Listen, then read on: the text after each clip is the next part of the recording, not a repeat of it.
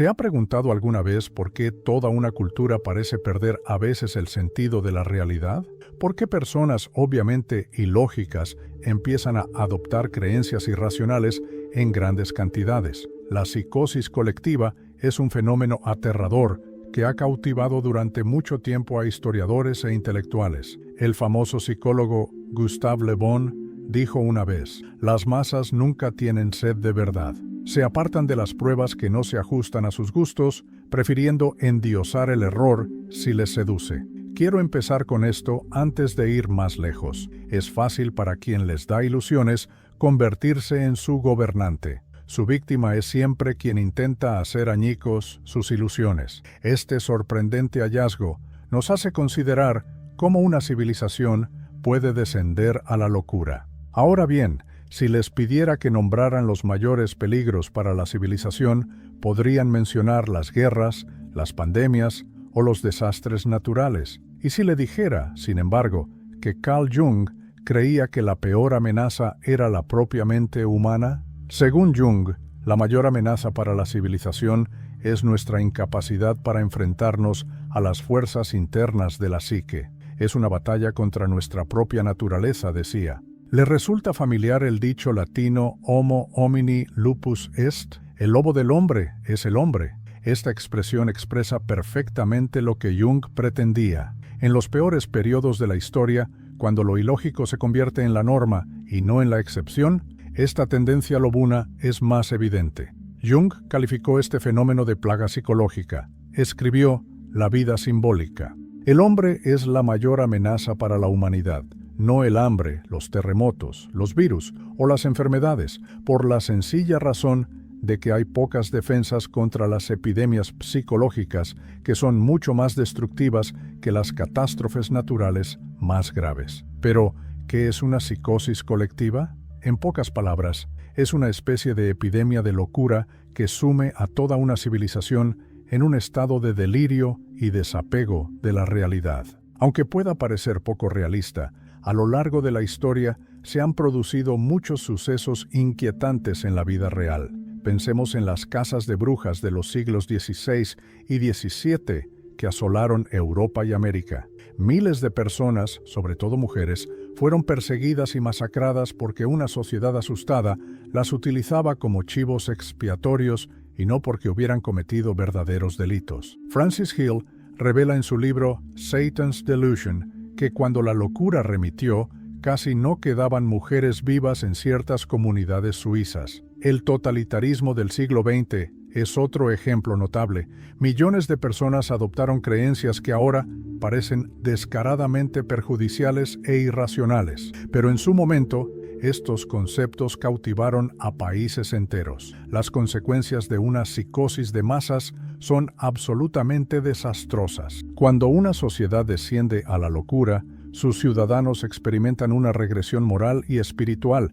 Según las extensas investigaciones de Jung sobre estos fenómenos, se vuelven cada vez más emocionales, ilógicos y descuidados. En una multitud, la gente comete crímenes que nunca harían por su cuenta sin arrepentirse. Aún más aterrador es el hecho de que una sociedad en psicosis colectiva es incapaz de reconocer su propia locura, igual que una persona en psicosis es incapaz de identificar sus ilusiones. Para quienes viven con esta enfermedad, no existe una perspectiva exterior que permita calibrar el alcance del problema. Sin embargo, ¿qué desencadena una locura colectiva en una sociedad? Para responder a esto, primero debemos comprender las razones que subyacen a la psicosis de un individuo. Aquí se hace hincapié en las causas psicológicas, aunque los traumas físicos y el abuso de sustancias también pueden ser desencadenantes de la locura. La causa más frecuente es una oleada de sentimientos desagradables, como ansiedad o terror, que sume a la persona en un ataque de pánico. Cuando nos entra el pánico, buscamos ayuda frenéticamente. ¿Se imagina este pánico extendiéndose como un virus por toda la población? Mientras algunos deciden enfrentarse a la causa de su preocupación, otros optan por escapar sufriendo un episodio psicótico. En contra de lo que se suele pensar, un brote psicótico es una reorganización de la realidad experiencial del individuo, más que una inmersión en el desorden. Mezcla la verdad con la ilusión, los hechos y la ficción, de forma que disminuye los ataques de pánico. Aunque es disfuncional, es una técnica de afrontamiento. Uno de los mayores expertos en esquizofrenia del siglo XX, Silvano Ariete, describió las fases psicógenas que desembocan en la locura. La primera fase es el ataque de pánico, durante el cual la persona empieza a ver las cosas de forma diferente. Está asustada, parece perpleja y no puede explicar las cosas raras que le ocurren. A continuación, viene lo que Ariete denomina la fase de insight psicótico. La persona empieza a organizar sus percepciones a lo largo de este periodo, desarrollando una perspectiva patológica del mundo. Es capaz de justificar así sus extraños encuentros. Aunque es psicótica porque se basa en delirios y no en un verdadero conocimiento de las circunstancias, Ariete la denomina insight, porque el paciente encuentra por fin un sentido a sus experiencias. Esencialmente, los delirios permiten a la persona que experimenta pánico escapar del aluvión de malos sentimientos, pero a costa de perder el sentido de la realidad. Según Ariete, un episodio psicótico puede considerarse un método aberrante de gestionar un episodio de ansiedad grave. Aplíquelo a toda una sociedad. Una psicosis colectiva puede producirse cuando un grupo de personas débiles entra en pánico por amenazas reales, percibidas o inventadas, del mismo modo que una avalancha de emociones negativas puede provocar un episodio psicótico en una persona sensible. Pero aquí viene lo intrigante. La locura puede manifestarse de innumerables maneras y los delirios pueden adoptar formas muy diversas. Los antecedentes históricos y culturales de la sociedad afectada determinarán la forma precisa que adopte una psicosis colectiva. En la actualidad, el totalitarismo es uno de los tipos más peligrosos de psicosis colectiva. El totalitarismo, según el historiador Arthur Berce-Lewis, es la existencia contemporánea de un poder estatal completamente concentrado, unido a la negación de los derechos humanos individuales. En los regímenes totalitarios, la sociedad se divide en dos categorías, los gobernados y los gobernantes. Ambos grupos sufren una transformación patológica. Nuestra naturaleza de seres humanos defectuosos que se dejan corromper fácilmente por el poder contrasta con el estatus casi divino de los gobernantes. Sin embargo, las masas se ven relegadas a la condición de dependientes de estos gobernantes patológicos, volviéndose infantiles y psicológicamente regresivas. Una de las más destacadas estudiosas del totalitarismo del siglo XX, Hannah Arendt, caracteriza esto como un esfuerzo por cambiar la propia naturaleza humana. Sin embargo, este cambio no trae consigo una utopía. Transforma las mentes sanas en enfermas. Los delirios son los que crean y mantienen el cambio social que se produce bajo la dictadura. En su libro La violación de la mente, el psiquiatra Just Merlot esboza cómo el menticidio, o asesinato de la mente, es un componente clave del éxito del totalitarismo. Según Merlot, el menticidio es una técnica sistemática de manipulación psicológica que anula la capacidad de pensamiento autónomo de las personas, lo que permite a la clase dominante arraigar sus propias ideas oportunistas en las mentes de aquellos a los que pretende explotar y erradicar. Aclaró que la estrategia consiste en utilizar la desinformación y el terror esporádico para controlar a la población. Examinemos ahora la progresión de este proceso menticida. Comienza con la infusión de terror, que causa pánico en la población y la prepara para aferrarse a sus ilusiones. El uso de ondas de terror es un método que funciona bastante bien. Con este enfoque, hay intervalos de tremendo pánico y tranquilidad, pero cada calma va seguida de un momento de terror aún mayor, y así sucesivamente. Merlot describe los efectos psicológicos que produce cada ola de pánico. Como la gente sigue afectada por el acontecimiento anterior, sus efectos son más fáciles de producir tras un respiro que antes. Con cada nueva campaña de propaganda, la moral decae aún más y los efectos psicológicos se intensifican, alcanzando a un público que ya se encuentra en un nivel bajo. La propaganda es esencial en el proceso por el que el miedo prepara a la población para el menticidio. El cerebro de las masas se destruye cuando se utiliza la propaganda para difundir información falsa y fomentar la incomprensión sobre la naturaleza del problema y el origen de las amenazas. La gente es incapaz de pensar con coherencia debido a historias contradictorias e información confusa a propósito. Este método funciona especialmente bien porque, como señaló Merleau, la lógica puede ser cuestionada por la lógica, pero la ilógica deja perplejos a quienes intentan pensar racionalmente. Además de inmovilizar el intelecto lógico, este malentendido intencionado hace que la población confíe más en los líderes que afirman saberlo todo. Dicho de otro modo, la confusión hace a la población más vulnerable a las ilusiones de la tiranía. Más atractivos emocionalmente que la razón y la lógica son el gran engaño y la repetición reiterada del absurdo. Los totalitarios pueden golpear a la población con un segundo engaño mientras todavía están tratando de encontrar un contraargumento plausible al primero. Nunca ha habido una forma más exitosa de llevar a la sociedad a la locura de la tiranía en nuestro entorno contemporáneo. La propaganda y el terror pueden extenderse rápidamente por todo el mundo gracias a las redes sociales, los algoritmos y las tecnologías digitales. La susceptibilidad de la gente aumenta por su dependencia de estas tecnologías y la ausencia de espacios para la introspección y el debate. En sus propias palabras, Merleau encapsuló elocuentemente los peligros de esta modernidad. Las tecnologías modernas enseñan al hombre a dar por sentado el mundo que observa, no se detiene a pensar.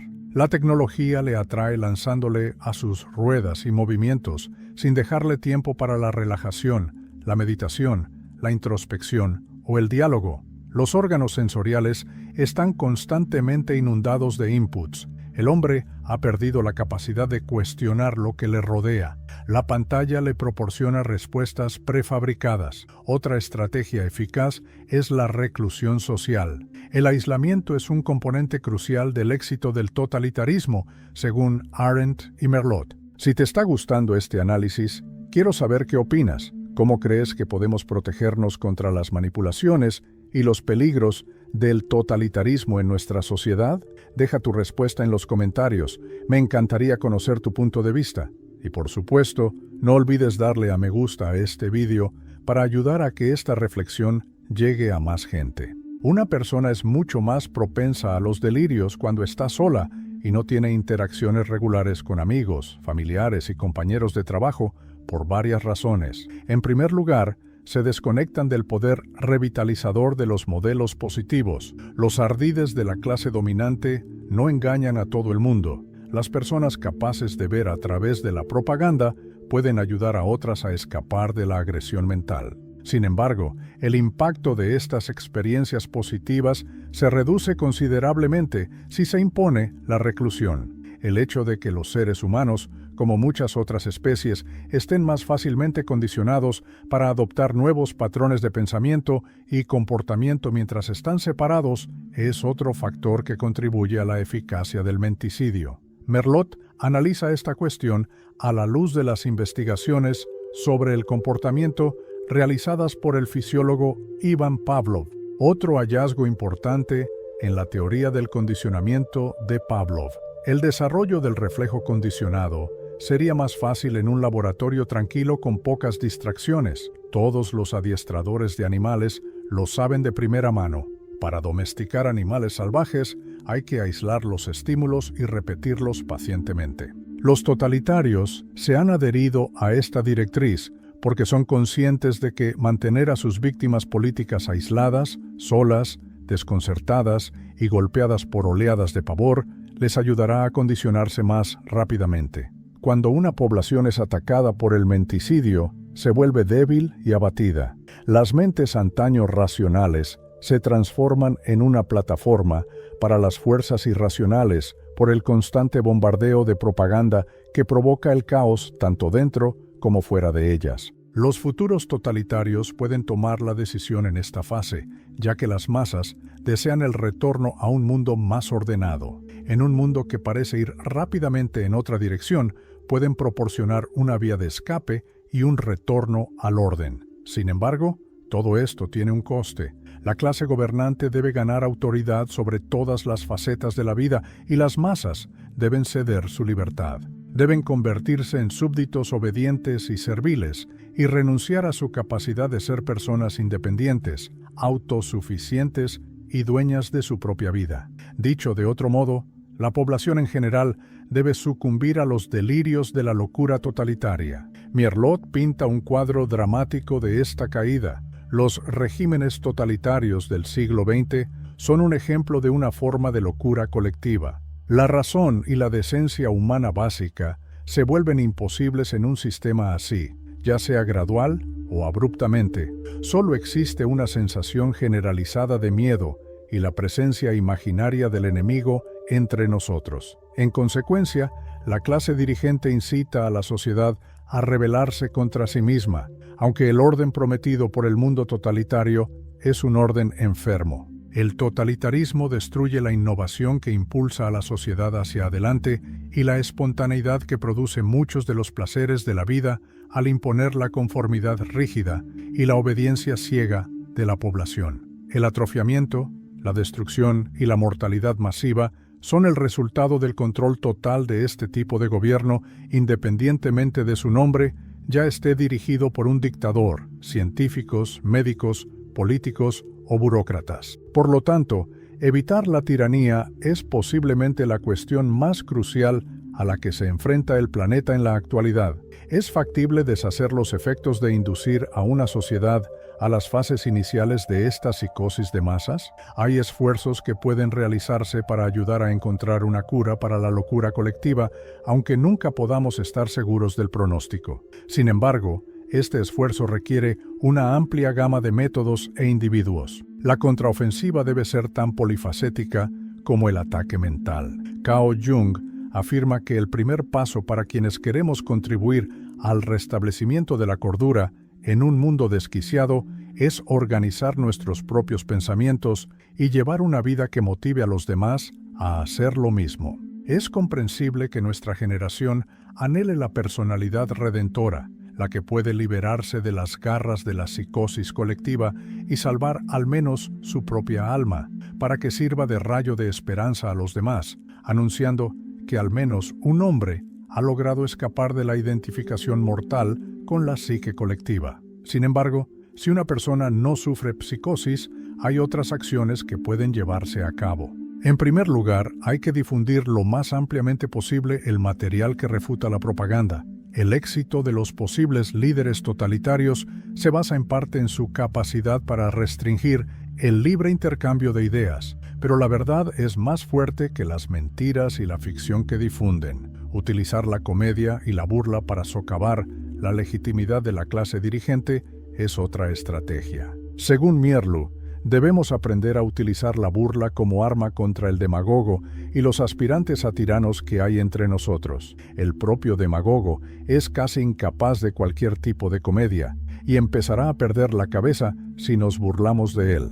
Václav Havel, un rebelde político de la dictadura comunista soviética que llegó a ser presidente de Checoslovaquia, propugnaba la creación de instituciones paralelas. Se considera que tiene una estructura paralela cualquier tipo de institución, empresa, organización, tecnología o iniciativa creativa que sea éticamente independiente de una sociedad totalitaria, pero que esté físicamente ubicada dentro de ella. Havel observó que estos sistemas paralelos funcionaban mejor que la acción política para frustrar el autoritarismo en la Checoslovaquia comunista. Además, una segunda cultura o civilización paralela surge por sí sola cuando se establecen suficientes de estas instituciones paralelas, sirviendo de refugio de libertad y razón en una sociedad totalitaria, como explica Havel en su libro El poder de los débiles. Si no es un lugar donde se puede vivir una vida separada, acorde con sus propios objetivos y diseñada en consecuencia, ¿qué son las estructuras paralelas? Si no son los intentos de un segmento de la sociedad de desvincularse drásticamente del sistema totalitario, purgándose de los elementos autosuficientes del totalitarismo, ¿qué son esos intentos iniciales de autoorganización social? Pero, sobre todo, se requiere la actividad del mayor número posible de personas para no caer por completo en la locura de la dictadura. Hay que hacer un esfuerzo activo y concertado para devolver el mundo a la libertad, Del mismo modo que la clase dominante no se queda pasivamente sentada, sino que toma medidas intencionadas para expandir su autoridad. Como señaló Thomas Paine durante otra época oscura de la historia, la tiranía como el infierno no se vence fácilmente, pero tenemos este consuelo. Cuanto más difícil es el conflicto, más gloriosa es la victoria. Esto puede suponer un enorme desafío en un mundo presa de las ilusiones del totalitarismo. Es fundamental tener en cuenta que la lucha contra el totalitarismo implica tanto aspectos psicológicos como políticos y físicos. La clase dominante es consciente de ello y por eso pone un gran énfasis en influir en la opinión pública y controlar la narrativa. Debemos reconocer nuestras propias debilidades psicológicas y tratar de fortificar nuestras mentes contra la manipulación para contrarrestarla. La educación, no solo la formal, sino también la autoeducación, es una forma de hacerlo. Tenemos que mejorar nuestra capacidad de pensamiento crítico, aprender a desafiar a la autoridad y convertirnos en expertos en detectar la manipulación y la propaganda cuando las vemos. Esto implica ser conscientes de las falacias lógicas, ser capaces de verificar la información y mantener un sano grado de escepticismo sin caer en la paranoia. Preservar nuestra humanidad y nuestras relaciones interpersonales es otro componente esencial. La deshumanización y el aislamiento son componentes clave de los regímenes totalitarios. Nos oponemos a la mentalidad totalitaria cultivando vínculos humanos reales, ejerciendo la empatía y negándonos a ver a las personas como enemigos o conceptos abstractos. También debemos estar en guardia para salvaguardar nuestra intimidad y nuestra libertad individual. El desarrollo de la tecnología facilita a la clase dirigente la vigilancia y el control de la población. Podemos dificultar que los posibles totalitarios nos controlen siendo conscientes de nuestros hábitos digitales, adoptando herramientas de preservación de la privacidad y evitando la tentación de comprometer nuestra privacidad por comodidad. También es esencial apoyar y defender la libertad de prensa y de expresión. En una toma de poder totalitaria, estas suelen ser las primeras víctimas. Mantener una sociedad libre depende de proteger el derecho a expresarse, independientemente de si estamos de acuerdo o no con lo que se dice. Apoyar a los medios de comunicación alternativos y al periodismo independiente, que contradice la narrativa del gobierno, forma parte de ello. También debemos ser conscientes del auge del autoritarismo. Es raro que el totalitarismo surja de repente. Suele introducirse poco a poco y cada pequeño paso es menos escandaloso que el anterior. Incluso si una infracción de nuestra libertad se justifica por ser en nuestro propio beneficio, debemos estar preparados para definir los límites y negarnos a permitir que continúe. Es importante señalar que la cultura y las artes son importantes en este conflicto, porque comprenden lo inspirador y unificador que puede ser el arte. Los gobiernos totalitarios a menudo quieren censurar y sofocar la creatividad.